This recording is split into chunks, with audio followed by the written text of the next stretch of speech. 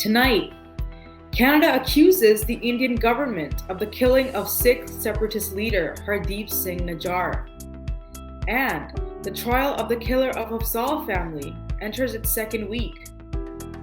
We cover stories about Canada's million-person march against LGBTQ curriculum in schools, calls to find remains of murdered Indigenous women in Winnipeg's landfill, and growing proximity between Russia and China and a possible New World Order.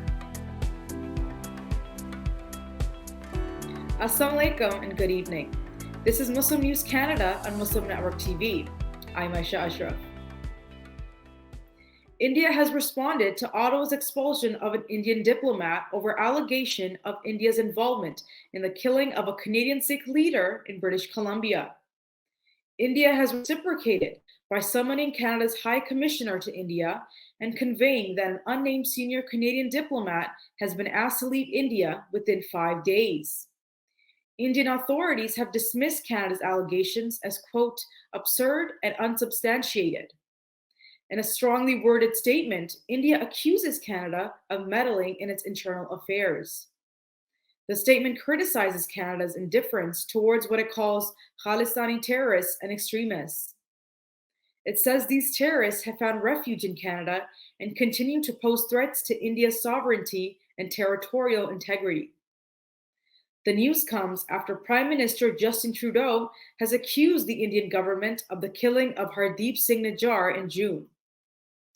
Nijjar was a vocal supporter of independence for the Khalistan state in India's Punjab region. India designated him as a terrorist in 2020, a charge denied by Nijjar and his supporters.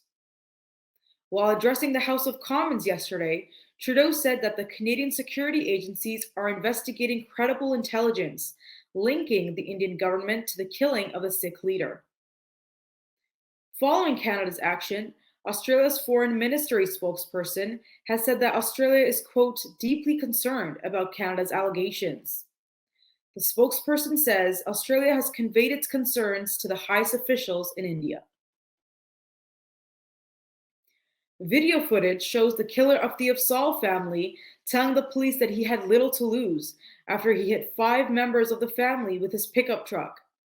The video has been shown to the jury at an ongoing trial related to the killing of Afzal family in London, Ontario in June 2021. The recording is being cross-examined by the defense. In the video, Nathaniel Veltman, the accused, then says that if he had something to lose, he would have not killed the family. Veltman's trial at the Ontario Superior Court in Windsor is currently in its second week.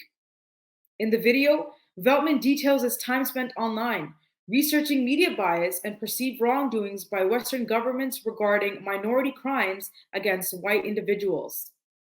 He says he did not communicate his views online, fearing government surveillance.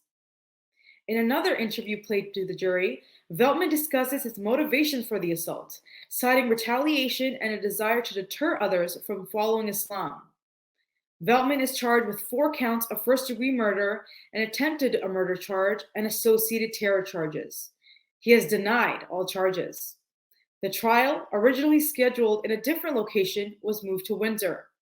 The reasons behind the move are undisclosed due to a publication ban.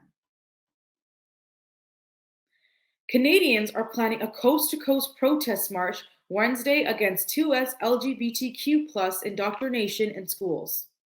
The million-person march is organized by Canadian Muslims and has a slogan, "Leave our children alone."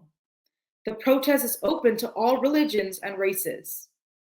It calls for a ban on so-called medical gender reassignment care for minors under 18. Protesters are also calling for a national referendum and removing the terms gender identity and gender expression from federal and provincial human rights laws. The main protest will take place in Ottawa, where protesters will gather on Parliament Hill before the march. Christian pro-family activist and high school student Josh Alexander will lead the march in Ottawa. The event's organizer, Muslim activist Kamil Al-Sheikh, is hoping for a large turnout at the event. Muslim community in London, Ontario has raised over $150,000 for earthquake and flood victims in Libya and Morocco. Around 300 people gathered in a fundraising event this past Friday to support flood and earthquake victims. The raised money will be used to provide essential relief supplies, such as food and emergency shelter. Items like mattresses and blankets will also be offered to those affected. The earthquake in Morocco has destroyed tens of thousands of homes, with a death toll of nearly 3,000. In Libya, at least 11,300 people have died, and another 10,100 are missing. For more on grocery chains committing to stabilize prices, stay tuned.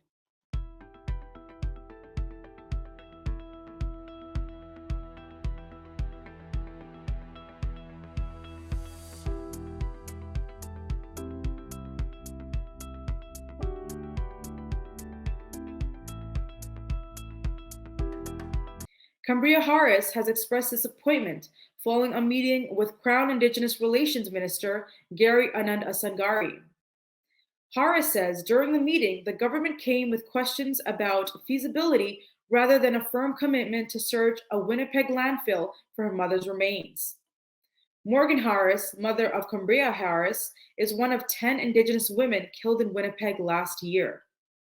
She's believed to be buried at the Prairie Green landfill after allegedly being killed by a serial killer. Disappointed by the questions, Harris left the meeting. Later, in a rally in Ottawa, Harris said Anand Asangari had invited the families of the victims without bringing anything new to the table. She called the experience, quote, re-traumatizing. She says the experience shows the Canadian government doesn't take missing and murdered Indigenous women seriously.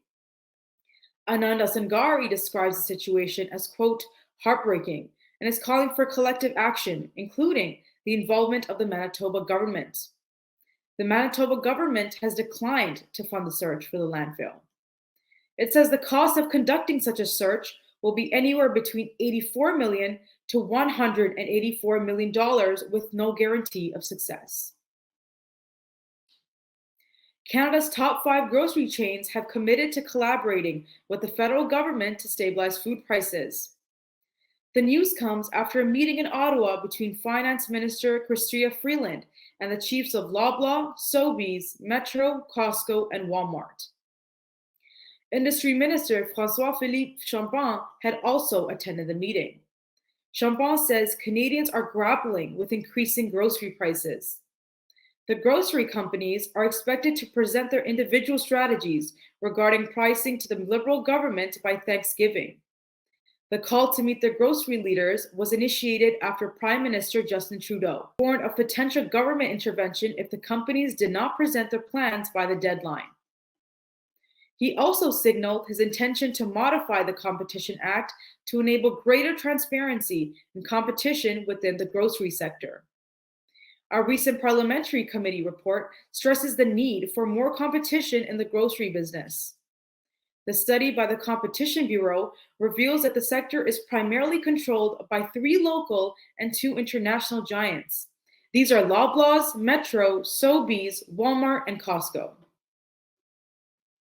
China's Foreign Minister Wang Yi has met with his Russian counterpart Sergei Lavrov in Moscow, signaling closer ties between the two nations amid tensions with the West. The two nations are seeking strategic cooperation and a commitment to a multipolar and more equitable world order. The meeting follows talks between Wang Yi and Jake Sullivan, National Security Advisor to the US President Joe Biden, in Malta. Relations between China and the United States have been further strained recently due to trade disputes and concerns over China's military position toward Taiwan. During the meeting in Moscow, Lavrov has stressed the importance of China-Russia cooperation for global justice and balance of interests. China has not openly condemned Russia's invasion of Ukraine. However, it stresses the importance of respecting territorial integrity and urges the West to understand Russia's fears about NATO's expansion. China has also criticized the US for its arms deliveries, including cluster bombs to Ukraine. The US claims these arms are necessary for Ukraine's defense against Russia. US Secretary of State Antony Blinken will soon meet with China's vice president to strengthen diplomatic ties. These talks paved the way for a possible meeting between Joe Biden and Xi Jinping. The recent visit to Russia by North Korean leader Kim Jong-un, which included a meeting with President Putin and an assessment of military facilities, has heightened Western fears. Thank you for watching.